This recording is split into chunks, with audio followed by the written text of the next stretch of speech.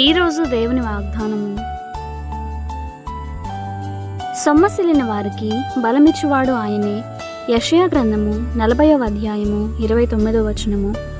ఆనాడు ఏలియా యెజబెలు తనను చంపించాలని అనుకునగా తనను తప్పించుకొని గుహలోనికి వెళ్ళిపోయినప్పుడు తనకి దేవదూత ద్వారా ఆహారం పంపించి దాన్ని తిని 40 రోజుల ప్రయాణానికి సిద్ధపడమని దేవుడు సెలవిచ్చినట్టు మనం చూడగలం. అది ఒక మనిషిగా ఏలియా బలానికి మించిన పనియే కానీ అక్కడ తనకి బలమిచ్చింది దేవుడే.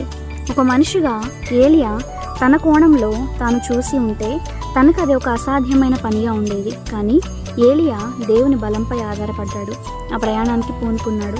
ఈరోజు నీ ముందు ఉన్న పని కూడా శక్తికి మించిన పనిగానే ఉండవచ్చు, కానీ నువ్వు కూడా ఏలియాలాగా దేవుని వైపు చూస్తూ ఆయన పైన ఆధారపడగలిగితే నీ కాడి సులువు చేయగల సమర్థుడు నీవు సేవిస్తున్న నీ దేవుడు. నీ భారము యెహోవా మీద మోపగలిగితే నీ కాడిని సులువు చేయగల సమర్థుడు ఆయన. మనుషులుగా మనకి పనిని చూడగాని దాన్ని చేయకపోయినా అది పెద్ద పని అని మనం అనుకొని మనకు సాధ్యం కాని పని అని ముందుగానే వెనకడుగు వేస్తాము. కానీ పని ఏదైనా కానీ అన్ని నామముల కన్నా పైనామం కలిగిన ఆయనను నువ్వు ముందు పెట్టుకొని యుద్ధము చేయనున్నది నేను కాదు, యుద్ధము యెహోవాదే అని నీవు తీర్మానించుకోగలిగితే నీ యుద్ధంలో ఆయన బలాన్నిచ్చి నీకు విజయాన్ని ఇవ్వగల దేవుడు ఆయన.